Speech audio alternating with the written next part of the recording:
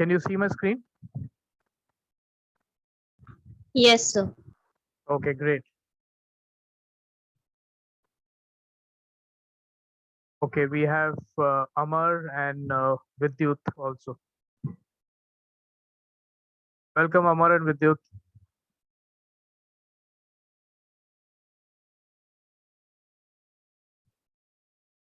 Okay, so our first session basically we had talked about the different dimensions of talent management, and so there we had talked about strategy, planning, sourcing, performance management, learning and development, succession planning, leadership development, and compensation.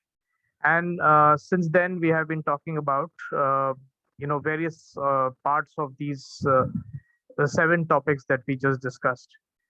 So when we talk about strategy, what comes to your mind? Anything, whether it's talent management or any topic. When we say strategy, what comes to your mind?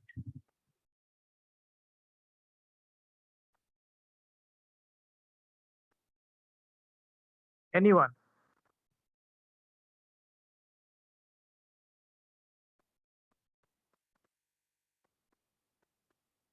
Vidyut,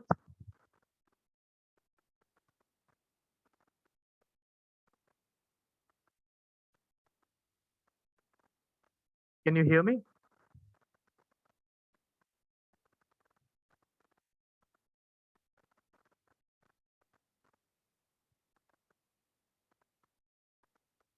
Okay, I think maybe Vidyut is not replying. Sharbari, what comes to your mind when we talk about strategy? Strategy means sort of planning. That's what I can tell. Okay, good.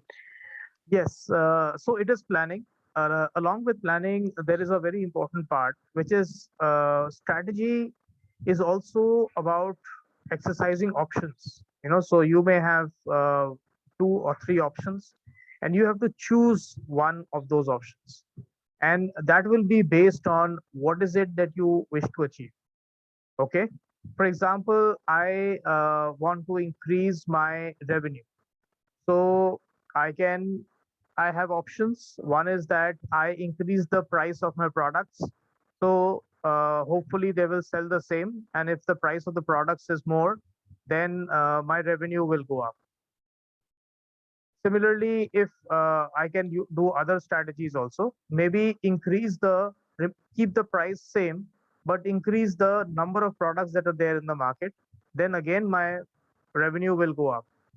So strategy is you have to choose between options, and you choose the option which will give you the maximum benefit. Okay, so that is that applies to talent management also, that you will have various options, and you need to choose the option which will give you the best result. So when we talk about talent management, we basically, like every aspect of HR or every aspect of business can also be looked at as a process. So you start with identifying, being clear on the kind of people and capability that you want in your organization. What will create value in your organization, and then once you've decided that, you have to look at how do you develop the skills and capabilities of your people to meet current and future demands. Once you have those, then you decide on how do you deploy it. Are you putting the right people in the right place? Are you shuffling people around?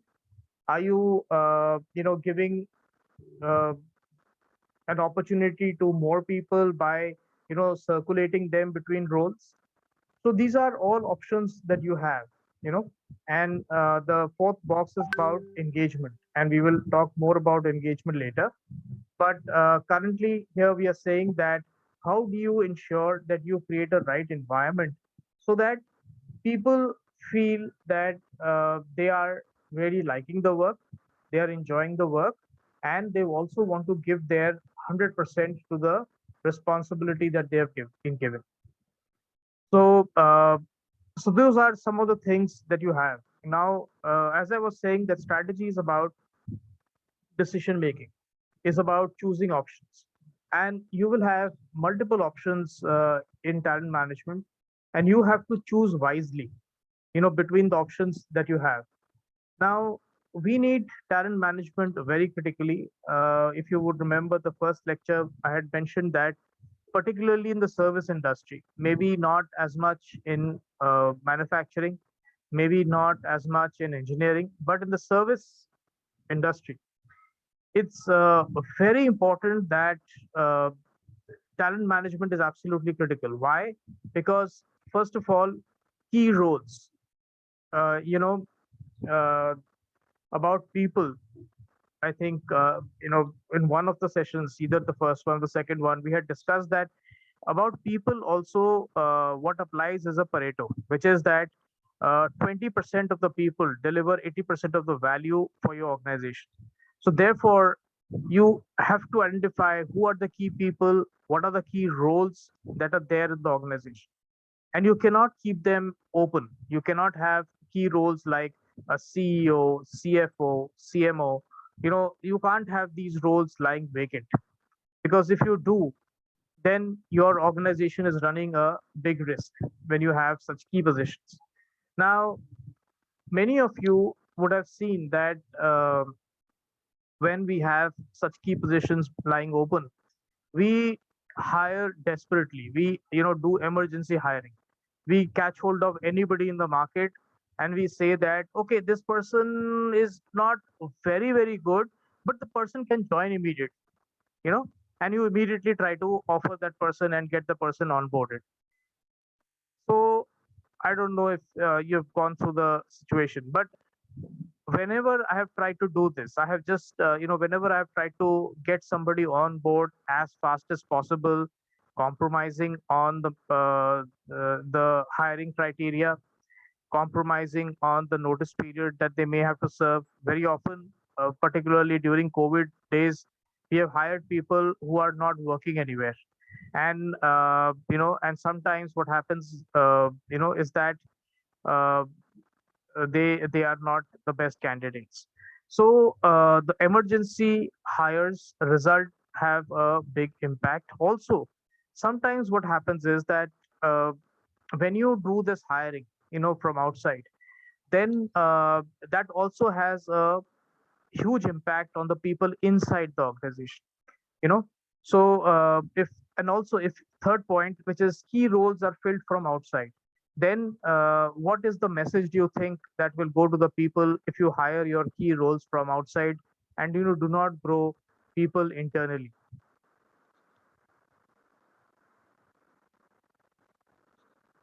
What will be the uh, sentiment in the organization? Anyone? May I, sir? Yeah, please. Many a time it happens that leading positions are vacant, and the employees which are in the baseline, they are not promoted or even interviewed, and people are hired from outside.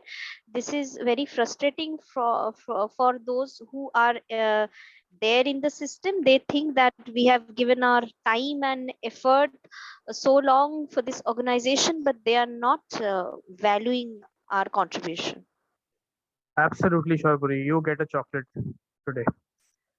So you are absolutely right. That sends out a huge message to everybody in the organization that the roles are being filled from outside, and obviously the management of the organization thinks that we are not fit for to take up these roles. We are not, up to the mark, and let's look outside, because if the organization doesn't value us, our own organization doesn't value us, then who will value? Then what's the point staying here? So let's explore options outside, and that is a big dent to your talent management strategy. Sometimes what happens is the people you get from outside, they may not even be successful. I think I had mentioned in one of the consulting opportunities I had, it was with a Japanese automobile company, and they felt that everybody in that company, all the senior people, the mid-level people, the junior people, everybody in that company kind of grew in that company. The senior people were more than 20, 25 years old in that company. The mid-level people were 12, 15, 17 years old in that company, and the junior people also stayed in that company. So they felt that let's get people from outside. The next we will get lateral managers from outside, and they did not do their talent management strategy well, and they went out and hired from banks, financial companies, different kinds of service companies. And guess what happened? People who came in from banks, people who came in from other financial companies or from service oriented companies like uh, you know uh, BPOs or hospitality. So those people came in, and they felt that the this automobile company, this Japanese automobile company, has a very strict culture. you know uh, Everybody, whether he's a vice president or whether he's a small fresh executive, everybody sits in an open floor. There are no cabins, there are no special seats. Then there are hardly any leaves. Then everybody strictly has to come at 9 o'clock and log in, and there are no flexi timings and things like that. So many of these people left, and so the replacements were unsuccessful. They tried to get managers from outside, and it was unsuccessful. And part of the reason was that the environment that the new people found themselves in, they could not adjust to that. And the Japanese automobile company also did not understand that they had to create a special uh, environment for these people so that they could at least have a soft landing, and then they would get used to the new environment. But that did not happen, and as a result, it was a huge blow to the whole strategy of getting talent from outside. Next is complaints about promotion decision fairness. This is very, very common and also very harmful.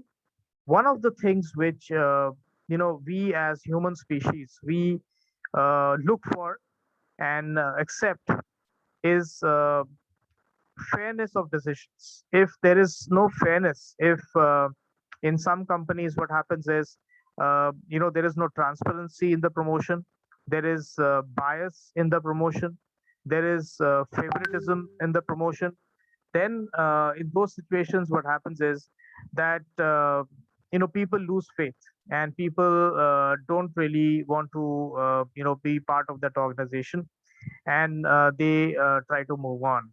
So therefore, any decision, particularly those around promotions, increments, new assignments, these should be fair, and they should be seen to be fair.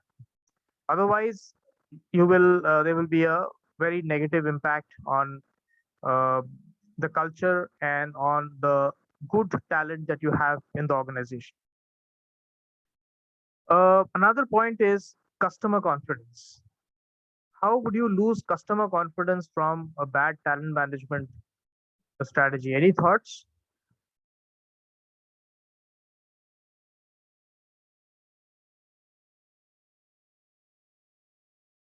Anyone? How would there be a impact on customer confidence if your talent management strategy is not good? So may I? Mr. Yeah, Das, I'll sure. take that up. Okay. Uh, okay, I think Mahesh, ladies first, and then we'll come to you. Of course, of course, of course. Yeah, Sharvari, go ahead. Sir, if the worker is not happy with the organization, or he's not being valued, so his uh, working pattern will change, his motivation will tone down.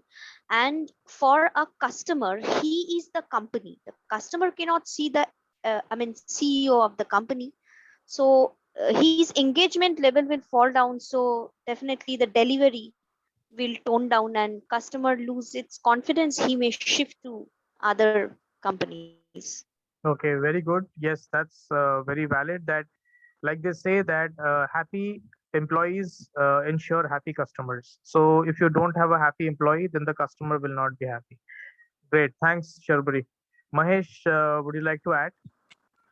Mr. Dal, I'll put it in three different segment, and let's take an example of Airtel here for that matter. I Okay. mean, it's just an example. Hypothetically, I'm taking it Airtel being the biggest in the market.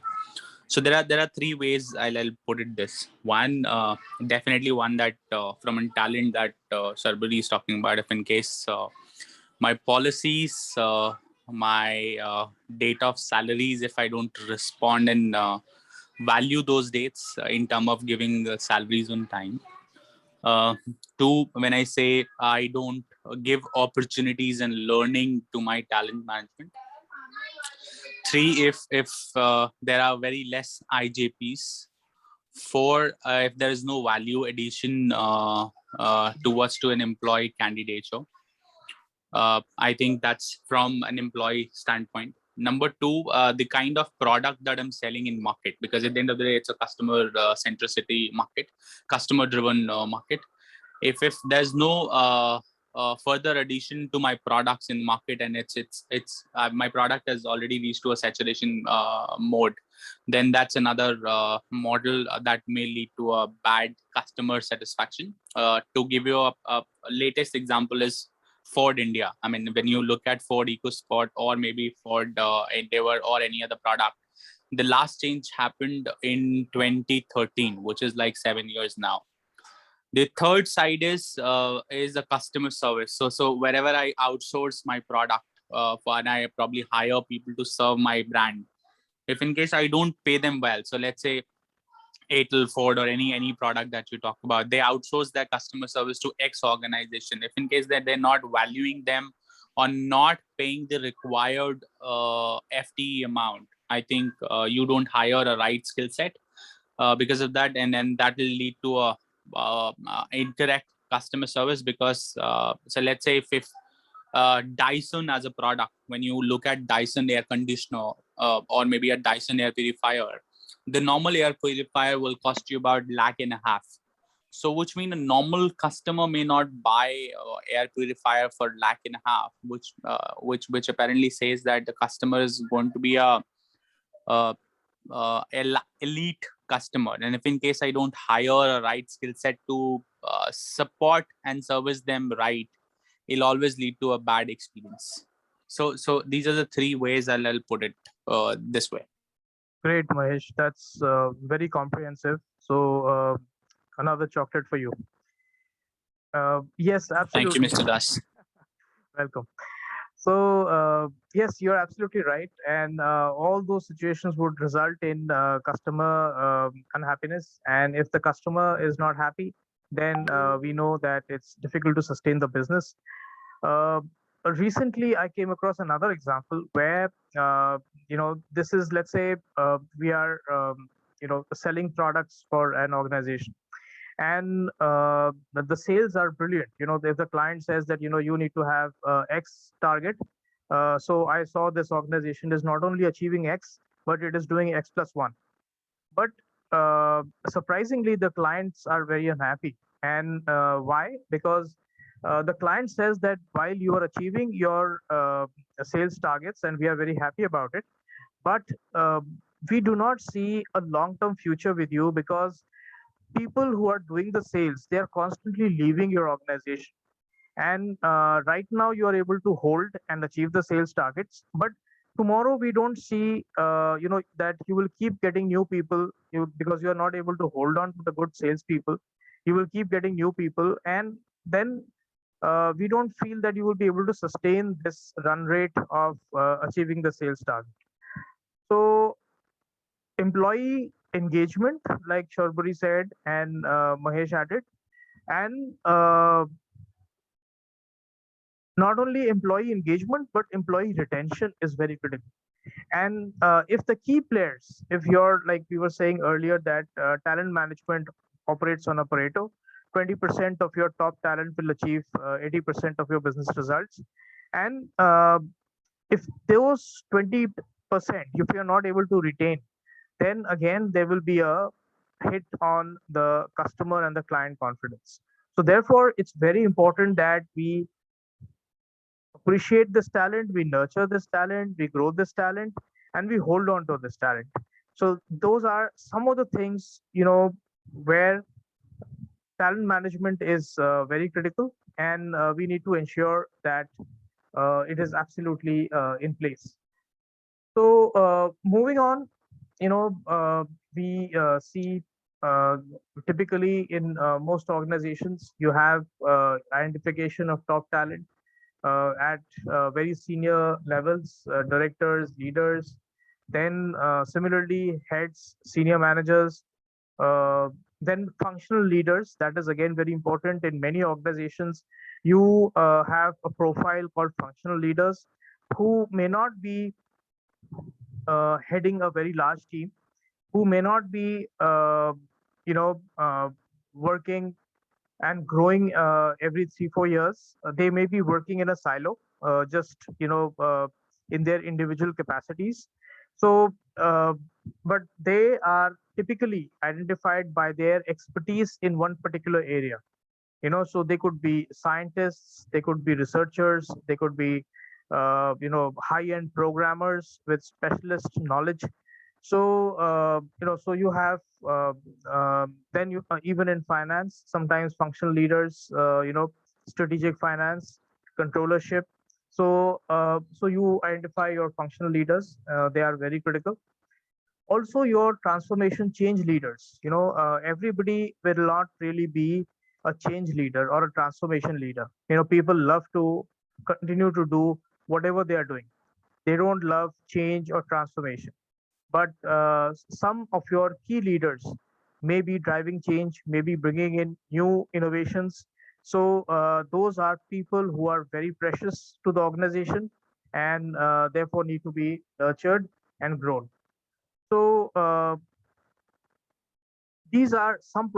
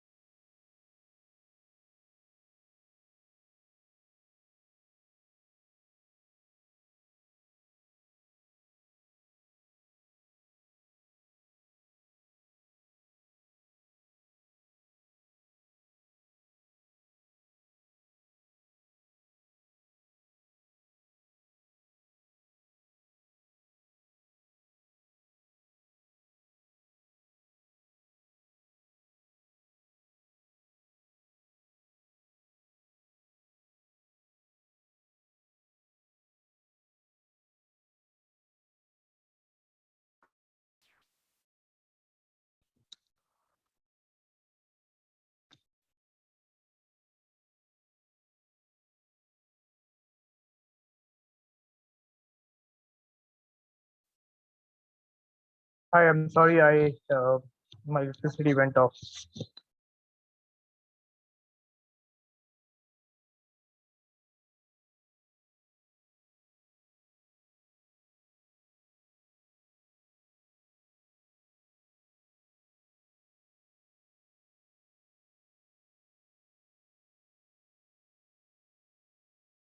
Okay, I hope you can hear me.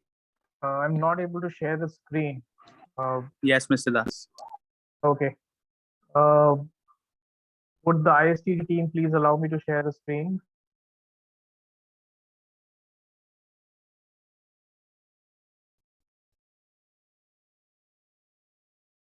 Ajay, are you there?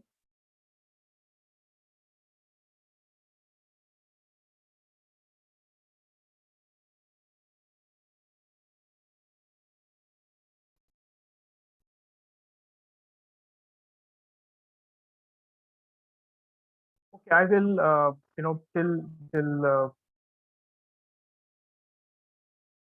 we just drop a message in the group. Um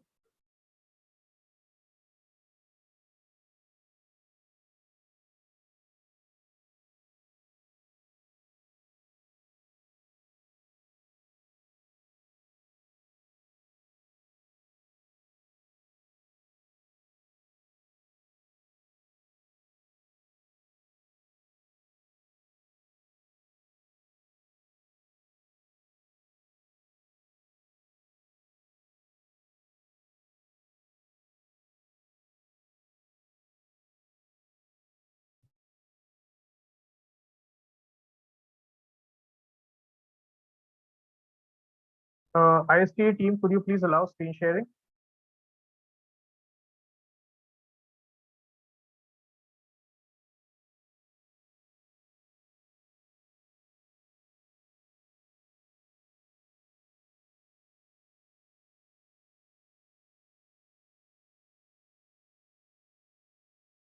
Okay, I will, I guess without the screen, I'll just kind of will discuss this till we are allowed to share the screen.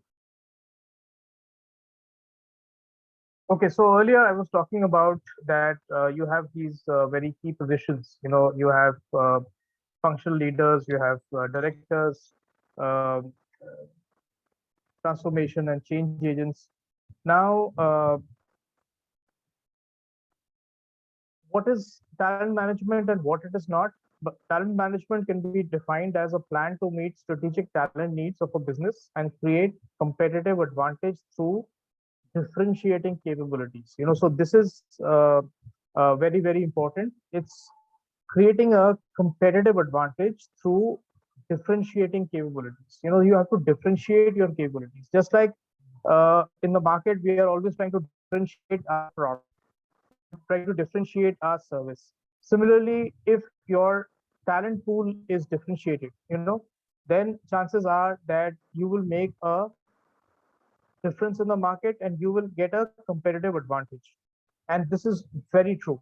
You know, uh, you when you go to a five-star hotel, five-star is defined not simply by the decor, by the expensive fittings, the food quality, but also the quality of service that you get. You know, that is why it's five-star or seven-star.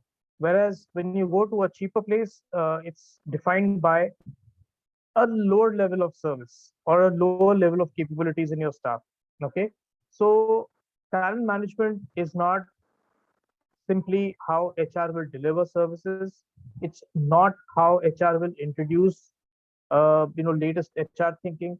It's not the plan for HR development and recruitment, training, employee relations, and it's not a plan for internal regular line HR activities. These are not to be understood as talent management. Talent management is basically what helps you differentiate your capabilities. Okay, so what it is not and what is, it's simply that it gives you competitive advantage through differentiating capabilities, and it is not regular hiring, training, regular HR line activities. So these are not to be understood as you know talent management activities. Okay, I see that it's still not enabled. Now, what do I do? Okay, just give me a minute. I will call up Mr. Kaushik.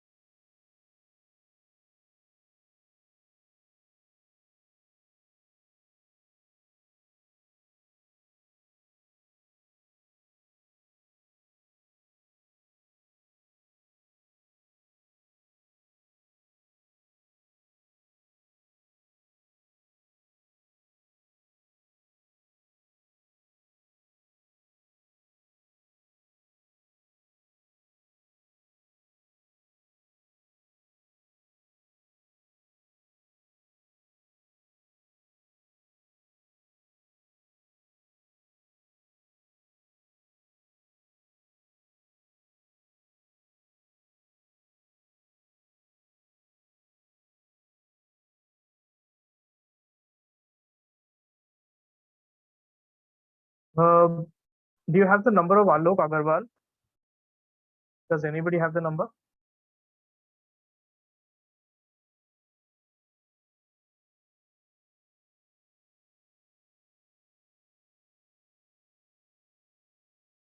Alok, are you there?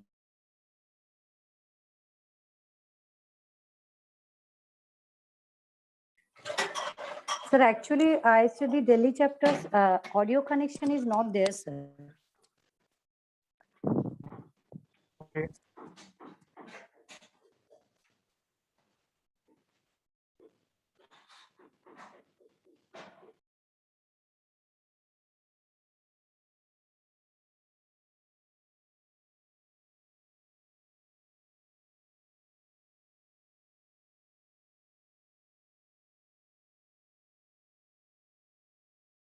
Just give me a minute. Sorry about this.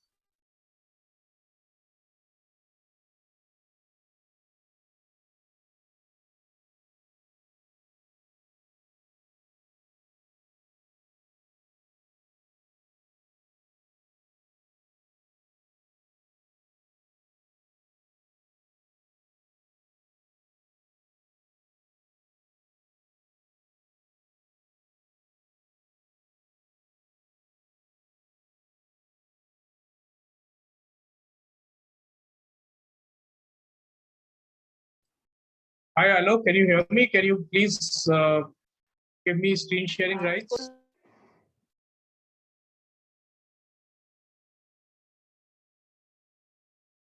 Alok, can you hear me? Sir, can you just message him, sir? Yeah, I messaged on the group. Just let me try again. I don't have his number actually. That's the problem. I'm calling up the other people. Do you have his number? No, sir, I'm from Kolkata chapter. Maybe Okay. Delhi chapter people, they are maybe having that. Okay. Mahesh, would you have his number?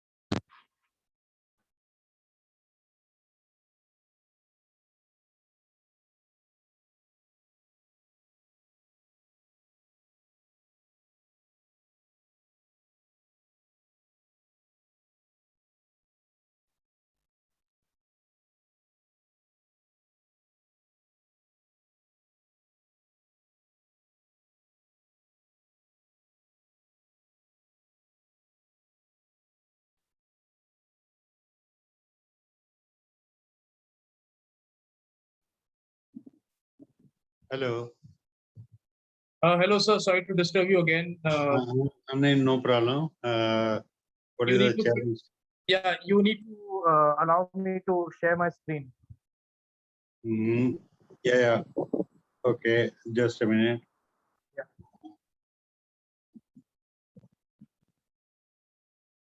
So, You can make me the host, and is it possible? Yes. or you can just enable screen sharing.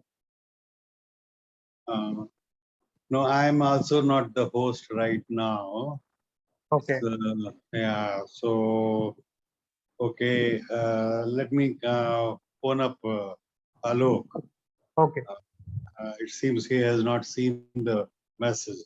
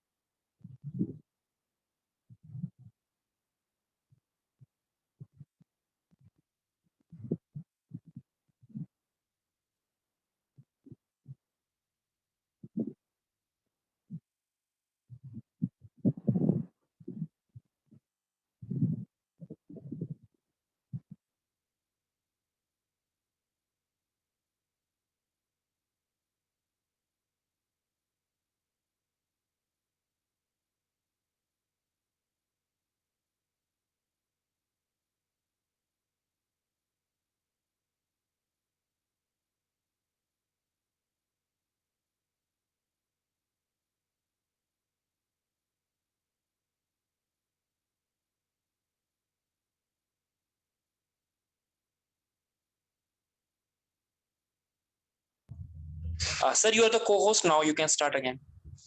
Okay. Thank you.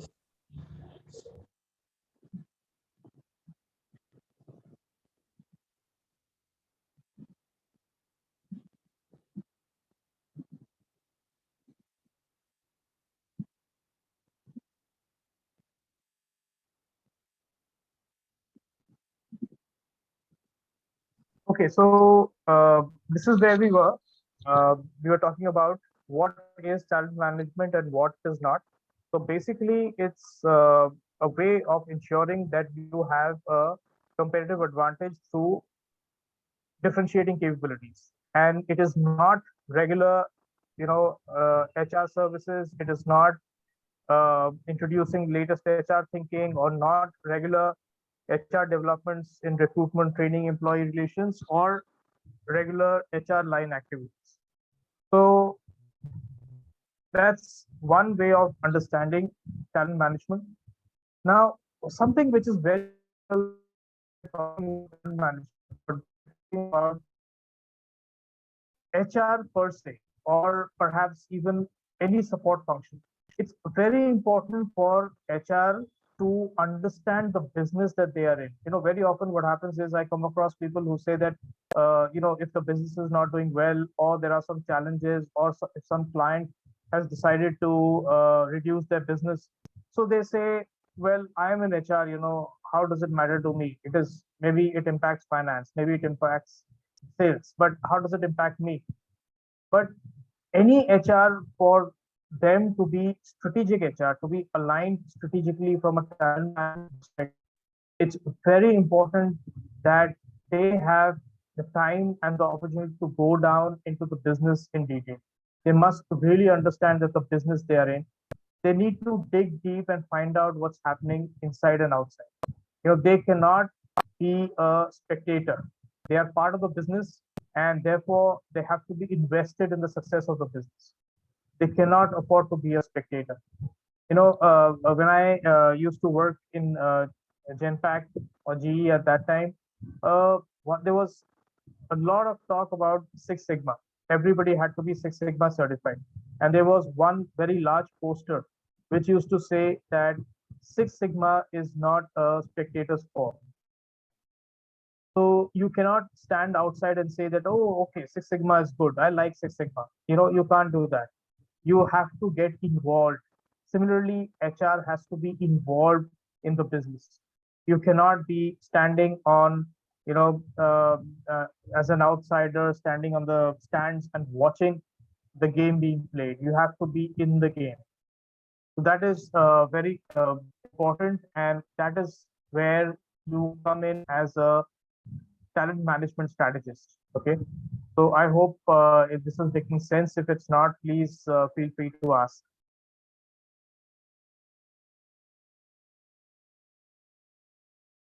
Okay, silence tells me either you understand everything or you're not understanding.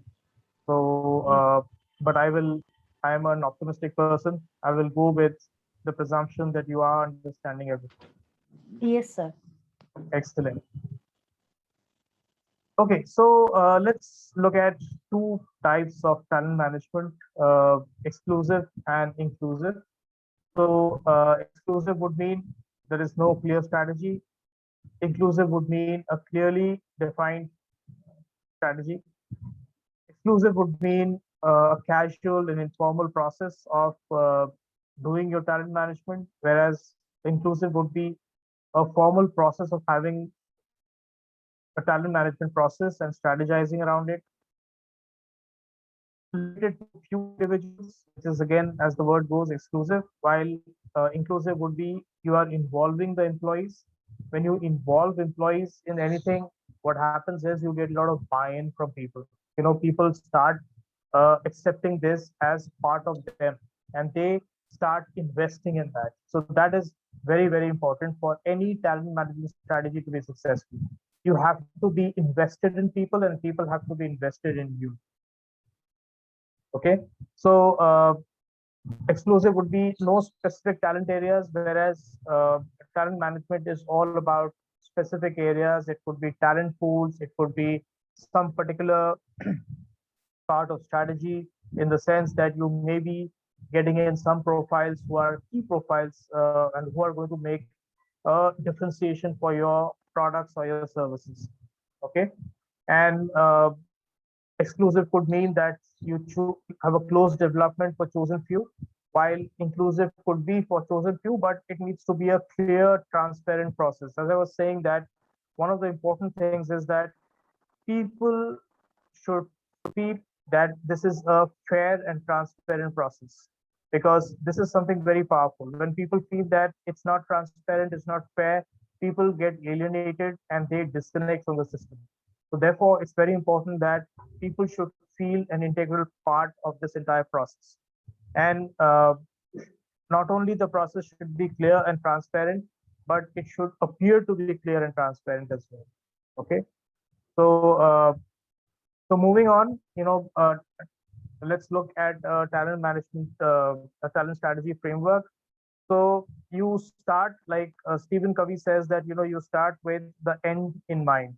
What is the end goal that I wish to achieve? So you talk about the business outcome. What is the business outcome that I wish to achieve? What kind of a sale? What kind of a growth? What kind of a product differentiation? What kind of a hiring I wish to have? Okay, so you start from there, and then you go on to how are the talent outcomes related to those business imperatives.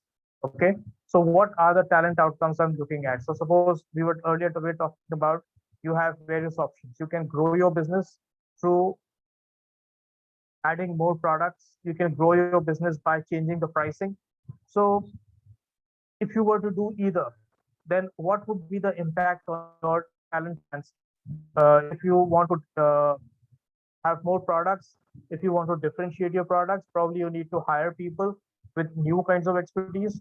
And similarly, if you want to increase the price of the product, then maybe you need to ensure that your finance teams, your pricing teams, they need to get aligned. They need to ensure, the pricing changes or the costing changes. uh, Similarly, when you say that, okay, this is the talent strategy I want to have, then what is the metric which will tell me that my talent strategy is successful, is going on the right lines, or it's not going on the right lines? So what are the qualitative and quantitative data? It could be on-time delivery. It could be, quality of delivery. It could be the costing of the delivery. It could be various things. So is your talent team, aligned to that? Are they able to deliver? Because the people who are delivering are absolutely critical, particularly in the service sector, as I keep saying. Um, in manufacturing, you can have machine products. In agriculture, there is a huge dependency on the agricultural produce. But in service, people are your products. Okay, so how you align them to talent, how you align your business outcomes to talent, and how you metricize that talent. So that is going to be decisive. So what are the key behaviors you're looking for? Suppose you're changing your product line, suppose you're changing your costing, so are your leaders taking that responsibility? Are they showing that behavior? Are they being proactive? Are they being enthusiastic about the changes?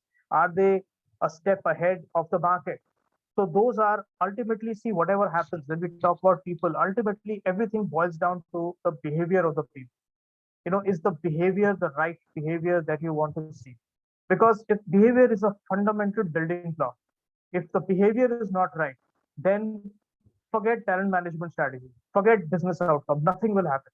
So behavior has to be right, and that has to be driven to a very large extent by HR. And now, how will you drive this? HR will drive this through programs, through tools. You may have a 360-degree succession planning. You may have a skill matrix. You may have, top talent development programs. So your tools, programs, these are all very important. You have to, these are go a long way in defining behaviors. If you have the right behaviors, you achieve the right metrics. If you achieve the right metrics, that ensures your talent is aligned to your business outcome. Making sense? Yes, sir. Great. Sharbari and Navanita, you are from Calcutta chapter, right? Yes, sir. I'm from, and Shawbury also, I think. Yeah. Great. So good. We have Delhi and Calcutta chapters. So now this is a very basic framework, and this is how you see everything is interlinked. To your talent strategy. So if you were to look at it in a nutshell, you can see you identify your talent intent, your strategic intent. What is it that you wish to do? I wish to go into new products. I wish to diversify. I wish to go to new markets. So there could be many strategic intents. So then you identify what is the people capability you require for that.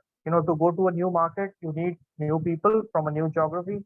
You need people with new skills.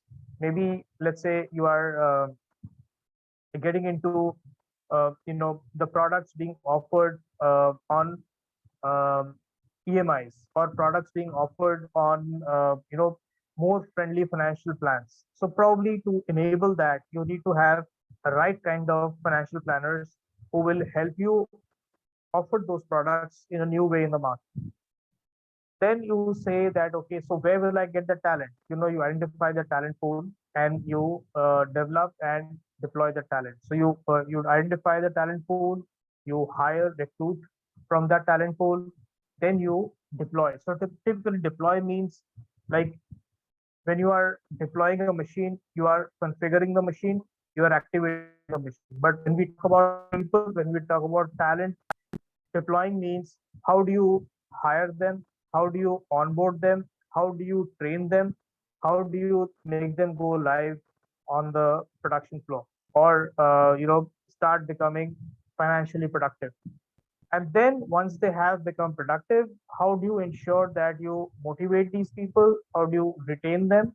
Because with more tenure, very often people become more and more precious to an organization, and therefore it becomes very important that you retain the talent and you nurture the talent further to achieve their potential. And of course, you keep evaluating and reviewing time to time. So any thoughts so far, any observations, anything, it's kind of, it rings a bell somewhere when we are talking about talent management, differentiation, business outcomes, anything that comes to anybody's mind.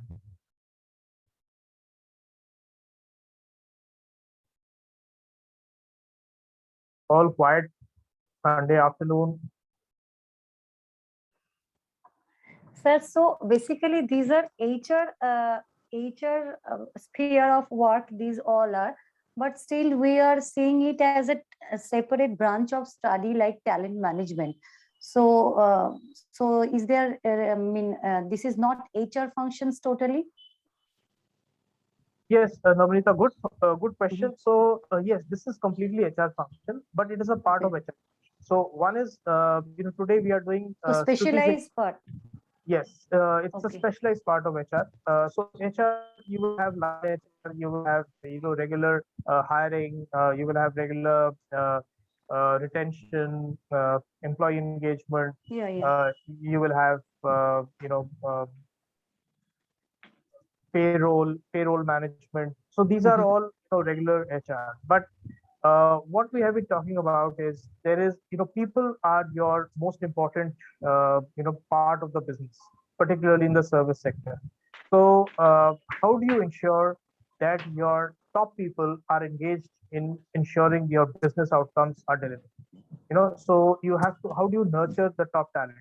How do you ensure that your top talent is delivering up to their potential? So that's really what we're talking about, and how it is aligned to your business goals. So it is little bit linked to our training and development, sir, because they have to talk to us for their improvement of their employees. Absolutely, absolutely, absolutely. So that's what I was saying, that when you develop and deploy talent, that is where you train them, and having done that, you motivate and retain. That is also learning and development.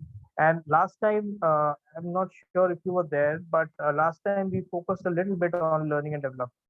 No, sir, I was not there in the last class. This is the first time I'm joining. Okay. So we talked about, so there are various learning and development models. There is the famous ADDIE model, you analyze, design, develop, implement, evaluate. Then you have within ADDIE model, when it comes to evaluation, you have the Kirkpatrick model. But yes, last time we talked about something called the 6D model. So it's basically the six dimensions of learning. And we, like we saw in the previous slide, you start with the business outcome. So in the 6D model also, you start with the business outcome and then gradually drive towards what is the kind of learning and development program that you want to develop, which is linked to your business outcome. So you are right. Learning and development is a very critical part of talent management, very critical part. And and it is like, for example, you can see my cursor, programs and tools. This is where learning and management comes in. All the programs that you want to design to ensure that you get these behaviors. Yes, sir. Okay. Thank you, sir. Great. So now we will come to, we had touched upon this last time, but we will talk about this a bit more. This is where we have all the descriptions. So the 9-box grid or the 9 blocker, as it is called very often, is a tool which is used extensively by many companies. So GE used to use it very famously. I'm not sure if they are using it now, but many companies use it, and it's a very useful tool because now generally what happens is you in performance management, in performance appraisals, you just look at people in terms of how they have performed. Have they performed okay? They have performed above average. They have performed excellent or outstanding. Maybe 3 levels or 4 levels, whatever you have. But here in this tool, it looks at performance and potential. Okay, so the first person who's at the corner of the L is the underperformer who is low on performance and low on potential. So you don't know what to do with these people. You can probably exit them, or you can nurture them. But these are people who are really they are at the bottom of the pyramid. Then you have the emerging specialists, so people who are good in performance, but currently they are not really showing their potential. So you have two. Third is people who are low on performance, but their potential seems to be not bad. It seems to be fairly good. So they are, we can say that their performance is inconsistent. They are not really performing, disappointing, but there is some potential in them. So therefore, you may want to, focus on them. Then you have people who are very high performers, but their potential is low. So they are like valued specialists. They exceed performance expectations, but you're not sure whether they are ready for the next level or not. Though they are very good in their current role. Sometimes we go people thinking that this person will be very good, because this person is doing so well. But when we promote them, we discover that they are not as good as they were when they were, doing the role that they were doing earlier. So we realize that they don't have a capacity to grow, but they do very well in their current responsibility. Now, next is a category called solid contributor. Now, this category is actually in the middle of this entire grid. So they are medium performers and they have a medium potential. So they are actually 60 to 70% of any company is made up of solid contributors. People who are contributing, people who may not be brilliant, people who may not be the best performer, but they are, making a very good contribution. And they also have a fairly good degree of potential. Now, there are some people, I will move on to new to role. There are some people who are very low on performance, but seem to be very high on potential. So we say that they are new to the role and they will take time to pick up because they have very good potential. Next is people who are very high on performance but medium potential. So you say that they are emerging people. They are just kind of coming up. And more important than them is the rising star whose performance is okay, but they are very high. They are even higher than emerging potential on potential. So they are the rising stars of the company, and the company really needs to ensure that the rising star then goes to the next level, and which is the top talent of the company.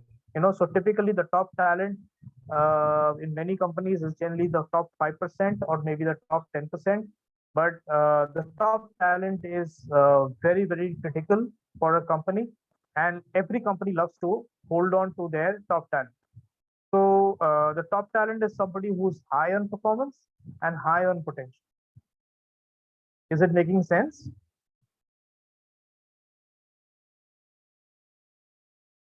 Yes, no, maybe. Yes, sir. Yeah. Okay.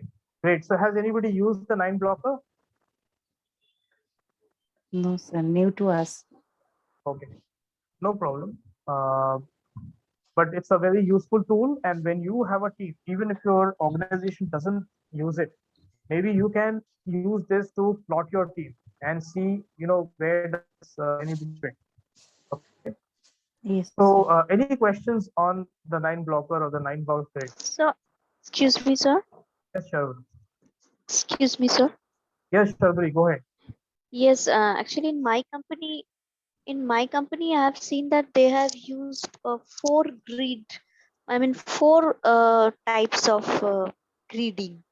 Like Okay. one is who is performing well and high potential, and another is who is performing well but Mhm, low potential.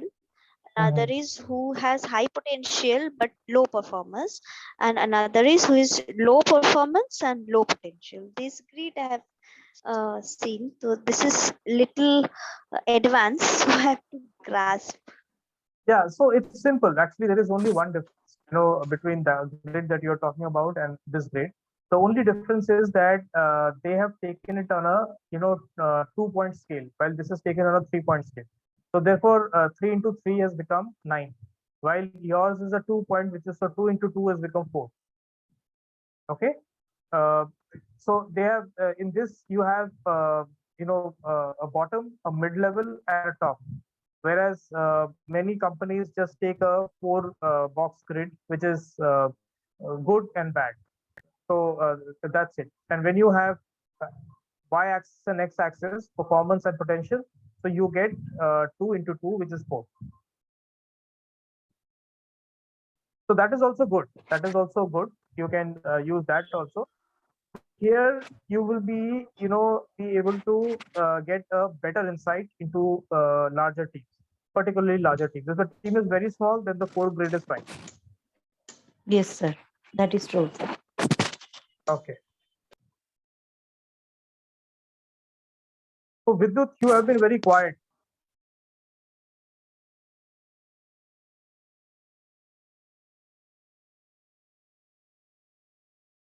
And Dhananjay,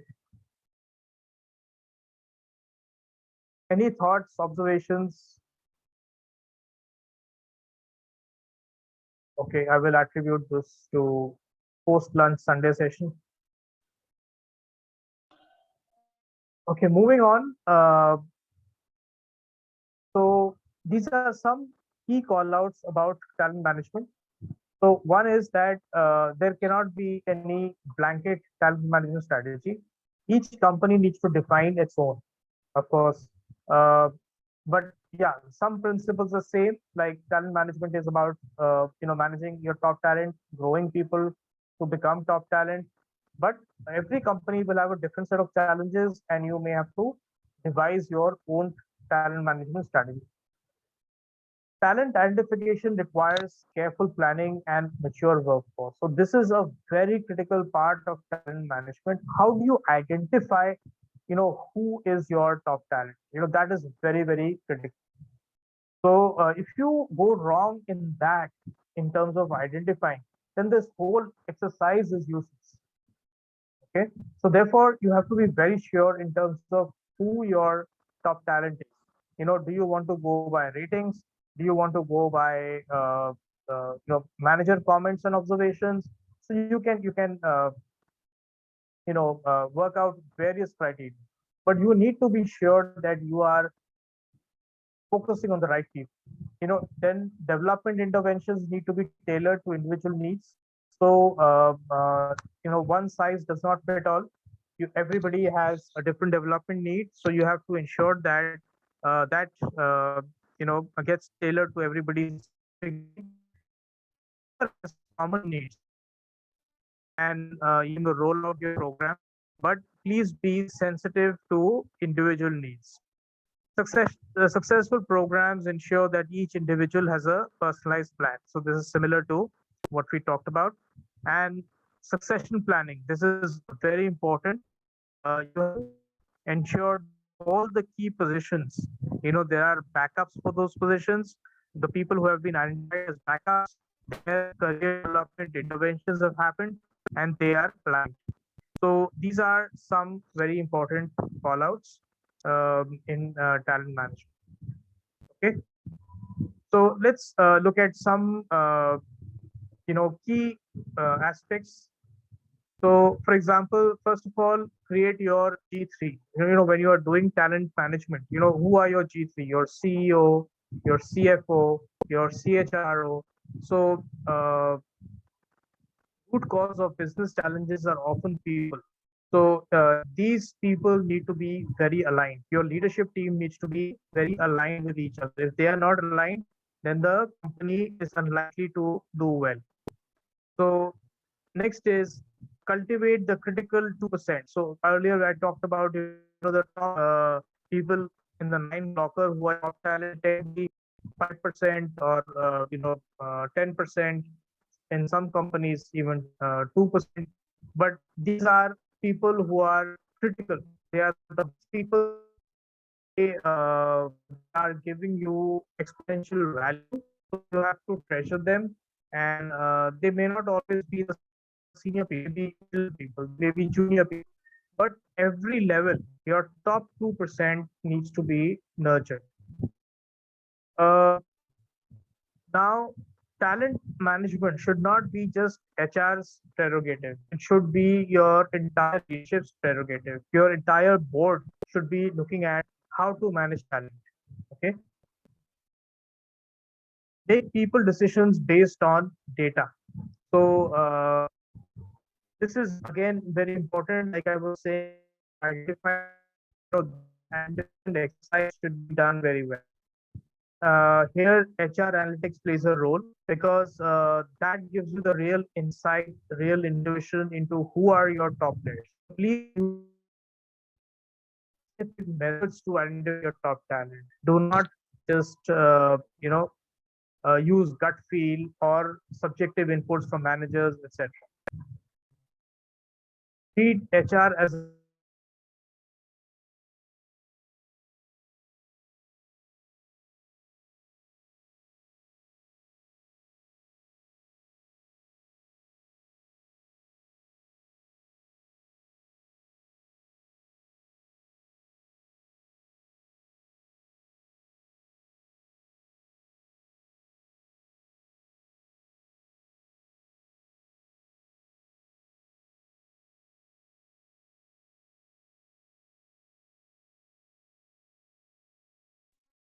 okay. I don't know how I got muted. So please treat HR as develop talent.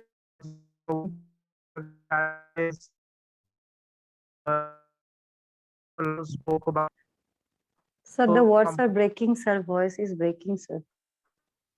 okay. Maybe network issue. I don't know for me or for everybody, I don't know. But for me, it's breaking, sir.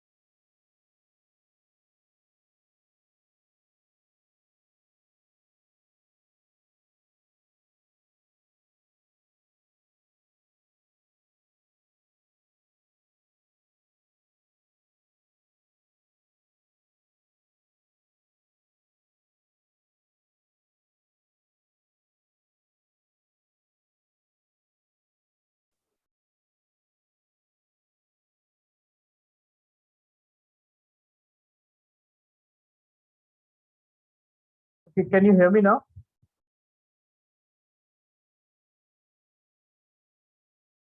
Yes, sir. Okay, thanks.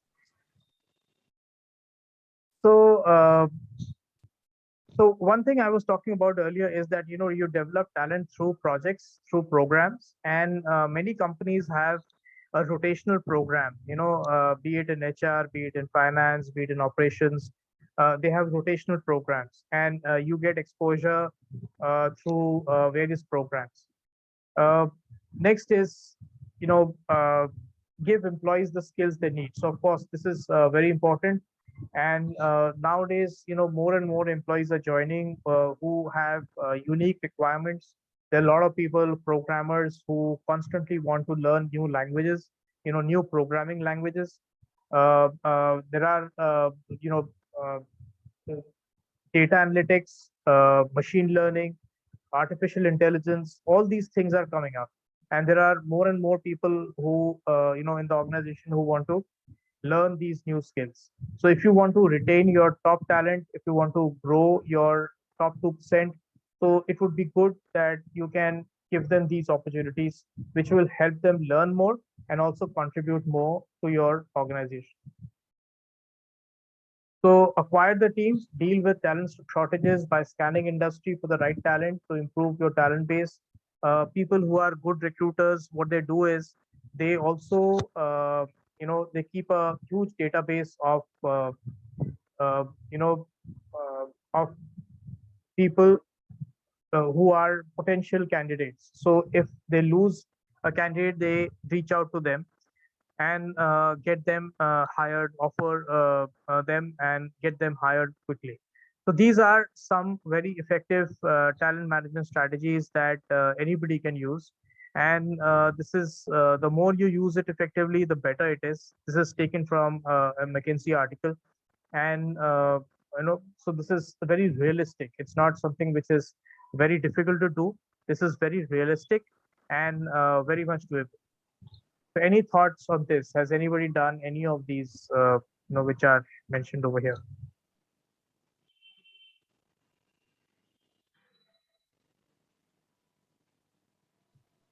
Sir, I am trainer, so I don't have much idea about this. Whatever is happening in our organization, I know that much only, sir. But Okay. inside work, I don't know. You're very humble, Nabanita. No, actually, these are all natural. Naturally, we know all these things. These are very common to everyone.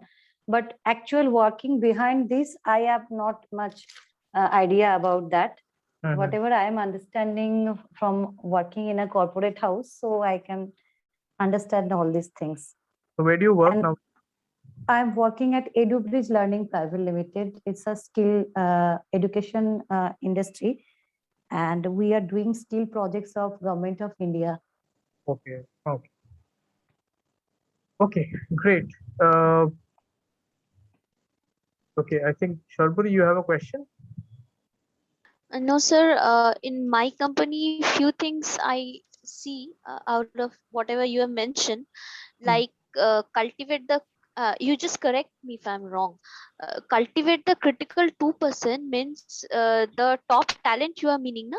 Yeah. Yeah. That's right. Yes. Yeah, actually, when the performance analysis is done annually or I mean half yearly, then this critical 2% given a grade, which is Okay. the I mean highest grade, and according to that they have their increment and other benefits.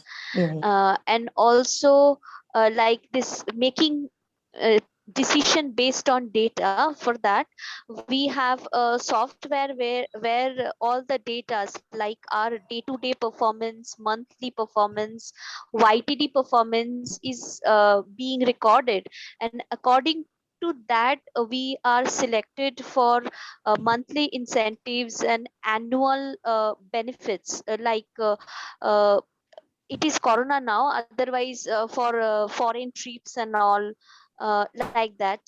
And also sir, like developing talent through process in my earlier companies also have seen that they choose some performers and they follow some process like skill development process, then the leadership development process, like that. And as you are talking about, give employees the skills they need. So I work in Cipla. We have a learning platform called Cipla University. They have tie-ups with different platforms like Mindpickle, like Skillsoft, which are having certain courses which we can go through virtually while day-to-day basis. So these are important aspects of whatever I have seen as per what you mentioned. Right, right, Shuraburi. I think that's you have seen quite a lot, and very often, there are rarely any organization which does all of this. But Yes, sir. when we are learning about it, then yes, it's important to know about all of these things that happen. And some organizations do 50% of this, some do 10%, some don't do anything, some do 100%, but very few do 100%. But good, Sharburi. I think those are very good Yes, sir. insights. In practical situation, most of the companies using only 15%, I think, because for us also carries are there, and that is also set by the company, and Right. we decide all the matrices, and accordingly they grade us, and our promotion is based on that only. And yes, Okay. they do some trainings also, refresher trainings and special trainings also. But Okay. I don't think they think so much about our development. Only Yeah. formalities, most of the time it is coming in their way. Right, no, Vanita. So, that is actually some companies. Sometimes companies are very large, but they Mhm. don't really focus that much on development. While there can be a small company also which may be focused a lot on development. So that Yes. is what really differentiates a very good company from a good company. A very good company focuses a lot on developing their people. Not just Yes. paying them a salary and taking work out of them, but also growing them, nurturing them, and helping them grow to the next step. Yes. So that is definitely a positive hallmark of a company which believes in its people. Yes, sir. Great. So, okay, so we will move on to a small exercise. Okay, now before we do that, actually, I just wanted to share the Toyota model with you. So Toyota, as we all know, everybody knows Toyota, and Toyota is a very, very successful company. It's generally, seen as the biggest car manufacturer. Volkswagen and Toyota are generally neck to neck. They are almost $200 billion in revenue. So Toyota's, people policy is, first of all, respect for people, respect others, make every effort to understand each other, take responsibility, and build trust. And so teamwork, stimulate personal and professional growth, share opportunities for development, maximize team and individual performance.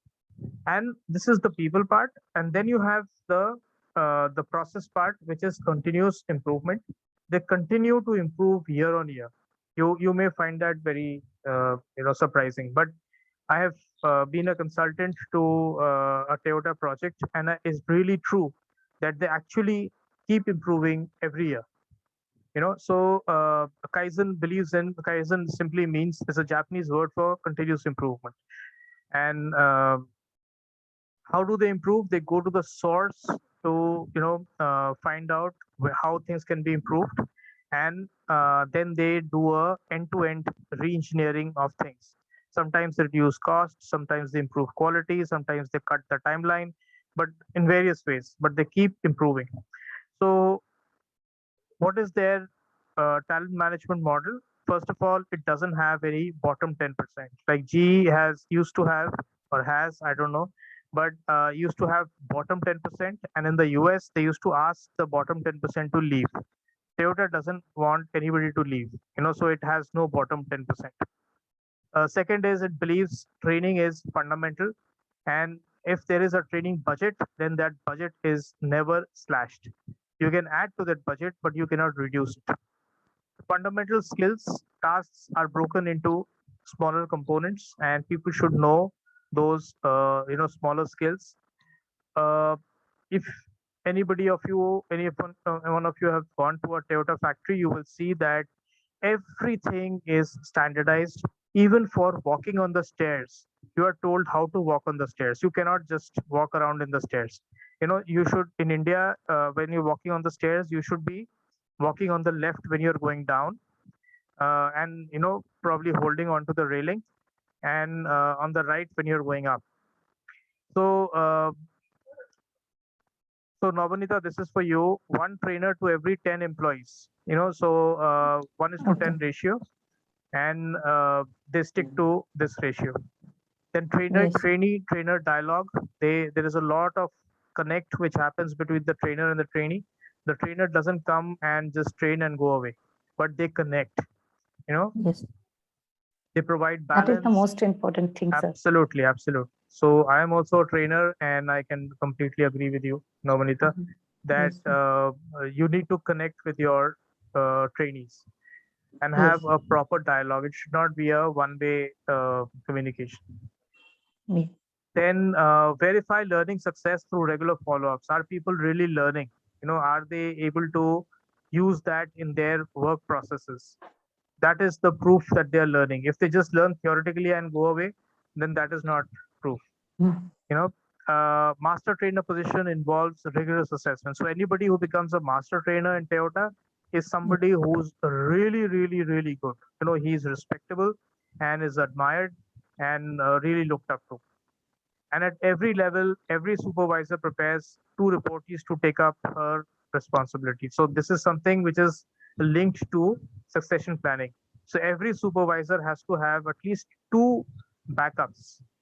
Suppose I am a manager in the operations department, I have to ensure that I have two backups. Suppose I leave, or I get transferred to another country, or I go to some other assignment. Then I need to ensure that at least two people are ready to take up my position today. Okay, so these are some aspects of their talent management, Toyota talent management model. I hope Yes. this makes sense. Yes, sir. Okay, wonderful. Yes, it does. Great. Okay, so I wanted to do an exercise. But I will give this to you as a homework, but I will explain what I'm looking for.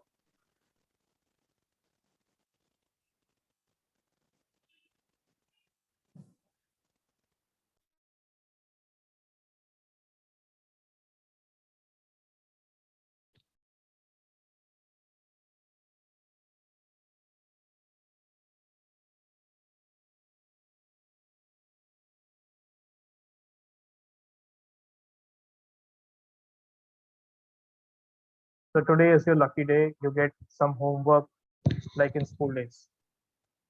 It's good, sir. Okay, so this is a simple uh, format. So basically, you have to look at talent management plan template. So, what are your company's goals? So on your left, in the left column, you say that what are your company's goals, to increase medicine consumption, or improve sales of medicines, or improve my customer experience, or, improve training impact. So anything, it could be anything, so you have to write down your company goals on the left. Okay. And on the right, you have now whatever training, whatever company priority you have put in over here. On the right, you have to put in what is the implication for talent development. So for example, if Cipla says I want to introduce a new product for COVID, you know over here, so what will be the talent implication? I have to either train my existing scientists who are experts on viruses, or I have to acquire talent from outside. Suppose I say that I am in a training company and I want to improve the number of training products that I have. So what will be the talent application? I train my best performers on instructional design to come up with new modules. if I have to improve, let's say, my customer satisfaction, my business goal is that I have 10 clients and I want to ensure that everybody has a customer satisfaction of 80% and above, then I need to, what do I need to ensure? I need to ensure a plan, a quality plan to improve the customer satisfaction scores. And how will I get a better quality plan? To train my quality people, to get, or maybe get people Good who are experts instructional in designer. instructional designers, people who are good in data analytics, people who can Yeah. understand what is going wrong. Yeah. So therefore, this is a simple exercise. Just put your company goal on the left, and on the right, you put in what is the talent management implication. What does it mean for talent Mhm. management? Okay.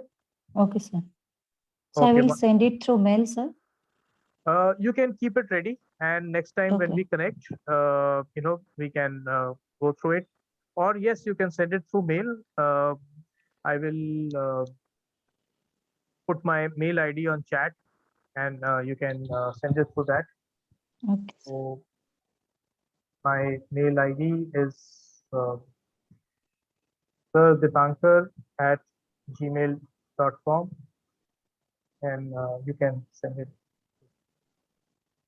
Okay, so it doesn't have to be this specific format. You can just have your goals on the left, and you can have the talent management process on the right. Okay, so that brings us to the close of today's session.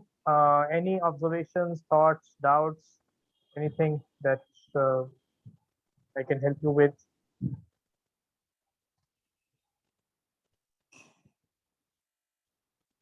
All good? Yes, sir. Wonderful session, Yes, sir. Mr. Das. Okay, great. So thank you. Have a great Sunday evening, and